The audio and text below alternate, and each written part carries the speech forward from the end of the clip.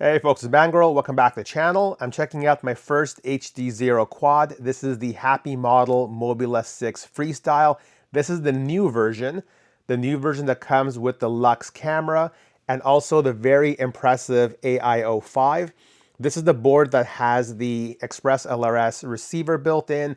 It's got the HDZero transmitter and also the Betaflight doodads. It has everything in one tiny component that weighs less than 6 grams. So I'm really excited to check this out and really see what HDZero is all about. Doing an unboxing, we have some stickers, we have an accessory bag, and in the accessory bag we have a useless prop removal tool, a screwdriver, some screws, and very nice, we have extra canopy along with extra propellers. So not a badly outfitted accessory bag. And then finally, we have the quad itself sitting there nicely in this very squishy foam. And that's it. Now the quad itself actually looks like it's been put together with a lot of thought and care. I do love this little 3D printed antenna holder. This keeps the antenna out of the propellers. And funny enough, this is the same antenna I use on all of my lightweight builds. I do also notice that the motors themselves are directly soldered into the flight controller. They don't use connectors, which makes maintenance a bit tougher, but it does reduce overall weight. We do have the USB connector right there, which looks like it's almost exact same level as the battery. Not ideal, but should be okay. This also does not use a BT 2.0 connector. You can see that little tiny piece that sticks out there. You do want to cut that off if you are going to be using this on a BT 2.0 battery like the Lava series battery. Otherwise, this will cause the connector on the battery to fail. I know that from experience. And the motors are a Happymodel branded 0702 28,000 kV. Doing a quick weight check, this comes in at 19.7 grams, just 0.1 gram over the advertised weight. For all my flights, I'll be using the Beta FPV Lava 1S 300 milliamp battery, and the battery weighs 8.09 grams, fully charged, ready to go. The Betaflight configuration from the factory was pretty well done. I just did my usual personalizations, like putting in my own personal rates, making sure that the on-screen display elements were the way that I like it. There were two weird things. The first one is that the receiver channel mapping is not the default Express LRS, so you do want to make sure you change that. A little bit weird that Happymodel went with the non-default, given that the default is probably what 90% of the folks will be using. I also did notice that crash recovery was not active, so definitely make sure you turn that on. It'll allow the quad to recover from minor bumps against the wall without freaking out. The AIO5 uses an SPI-based Express LRS receiver, which means binding is a little bit different. I like to come to the Betaflight receiver tab, enter in my bind phrase, and click save. That will work. Or you can come to the Betaflight receiver tab and click the bind button, then follow the binding steps in your transmitter. Okay, let's go ahead and do a quick flight together. I'll give you my raw initial thoughts of the HDZero system, along with my initial thoughts of the Mobula6 HD. And as I fly this around, this actually flies really, really good. Maybe not as good as analog, given the additional weight we're carrying, but it actually is feeling really, really good. I am using a different pit tune than what it came with. I'm using the pit tune from the Air 65. I did try both, and I find that this one flies a little bit less wobbly and just more to what I'm used to. So I will give you in the video description my Betaflight file, so you can go ahead and switch over to that tune. So the first thing that's standing out to me is, of course, just how nice this is flying, but also just how much better HDZero looks like from an image quality perspective. And I've heard of a lot of folks talking about how HDZero is the same as analog, no real difference, but I was seeing quite a bit of difference. And I'll put a flight video of the Air 65 with analog on these exact goggles so you can see how that compares. But lots less breakup on the HDZero, and it looks pretty good. The one disappointing thing though is as I'm coming around the corner here, I'm seeing that the white balance keeps phasing in and out. So you can see it goes yellow, then it goes white, then it goes yellow, then it goes white.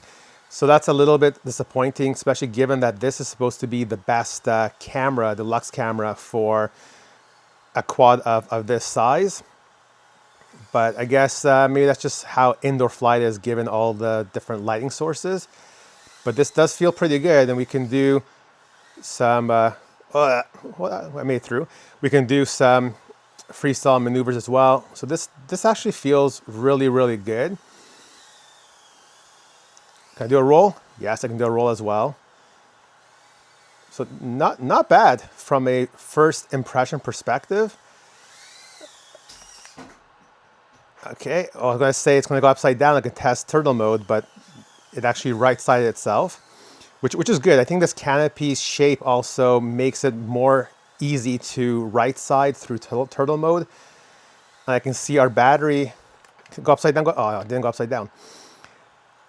The battery is doing okay. I'm 2 minutes and 30 seconds in. This is supposed to be rated for 3 minutes of flight. So I think we're probably going to get exactly 3 minutes of flight on this, which is definitely on the low end, but what you expect, they're carrying more weight. You got this doing a lot of image processing kind of magic. Do I have enough power for loop? Yes, ooh. I was trying to go through that gap, which is one of the moves I'm trying to perfect, but it involves or results in a lot of crashing. But battery is kaput, 3 minutes and 5 seconds. Slide it in.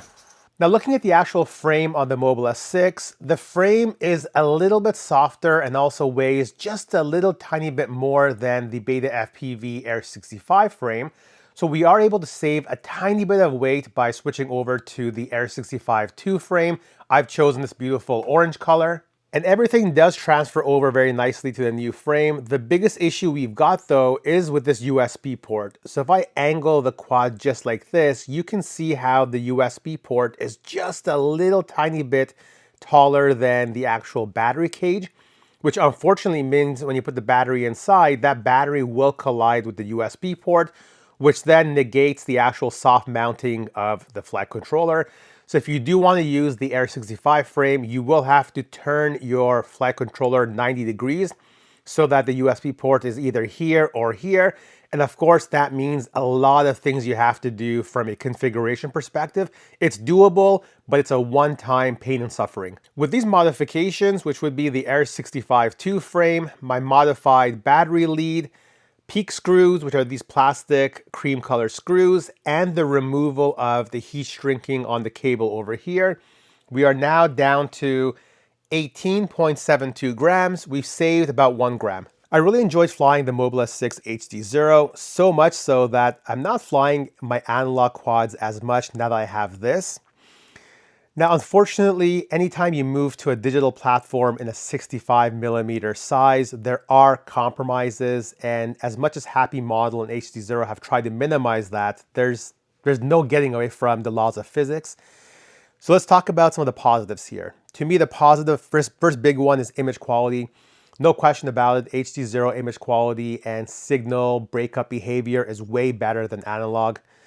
The other thing I really enjoyed was the durability. I'm still on all the original components. I'm still on the original canopy, camera, and also the flight controller itself. The durability is really, really good. Now, on the flip side, what are the compromises and things to be mindful of? First of all, would be the price. We know the HDZero system in itself is quite pricey right now, and this is no different. This HDZero quad, it pretty much costs twice as much as its comparable analog brother. That's a really hefty price tag and a really hefty premium to be paying for this. The other thing is weight. Yes, it weighs less. The AIO5 is remarkable, but it still weighs a lot more than analog. The other piece also is field of view. It definitely is smaller with the Lux camera. It's 125 degrees in 4x3 versus my go-to analog camera, the C03 from Betaflight, which gives you 160. Big difference for indoor flight in the field of view department. The other thing to be mindful of also is the heat. Like any other digital platform, this AIO5 gets super hot. I've seen it go up to 90, 95 degrees. I burnt my finger on it before. Never issues in flight, but again, be mindful of the heat. The calibration is not very good either. It tells me some crazy amp draw numbers, tells me some crazy voltages. I would have loved to see more accuracy in the calibration. For example, it tells me I pulled 350 milliamps from a 300 milliamp battery pack. That's not possible, so it'll be nice to have more accuracy there. And the final thing, of course, is flight time. You will get the advertised, let's say 3 minutes or so of flight on this versus an analog quad, which could give you 4 to 5 minutes. So again, another compromise for that HD goodness. The ability to massage your eyeballs comes with lots of other kind of compromises. If you do want to pick this up, I did purchase this from AliExpress. I will have links and coupon codes in the video description where you can purchase this, especially with a big sale around the corner. Make sure to like this video, like, subscribe, and comment, and stay tuned for more videos.